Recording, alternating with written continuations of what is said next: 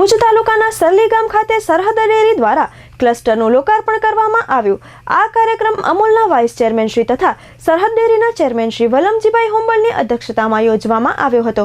આ પ્રસંગે ભુજના ધારાસભ્ય શ્રી કેશુભાઈ પટેલ ઉપસ્થિત રહ્યા હતા। આ પ્રસંગે ભુજના ધારાસભ્ય શ્રી કેશુભાઈ પટેલે જણાવ્યું હતું કે 1500 લીટરથી શરૂઆત કરેલ સરહદ ડેરી આજે 5 લાખ લીટર દૂધનું પ્રોસેસિંગ કરે છે। તેનો શ્રેય સરહદ ડેરીના ચેરમેન શ્રી વલમજીભાઈ હુંબલને જાય છે, જેમણે ટૂંકા ગાળામાં વધુ વિકાસ કર્યો છે, જે થકી ગામોગામ સરહદ ડેરીની દૂધ મંડળી જેથી પશુપાલકોને સીધો આર્થિક લાભ મળતો થયો છે, જેથી પશુપાલકો આત્મનિર્ભર બન્યા છે। આ પ્રસંગે સરહદ ડેરીના ચેરમેન શ્રી વલમજીભાઈ હુંબલે જણાવ્યું હતું કે કેન્દ્ર સરકાર દ્વારા ચાલી રહેલ પશુધન વીમા સહાય યોજનામાં અરજી કરી પશુપાલકોને લાભ લેવા જણાવ્યું। તેમજ પશુપાલકોને ગયા વર્ષ દરમિયાન 42 કરોડ રૂપિયા પશુપાલકોને અંતિમ ભાવ રૂપે આપેલ।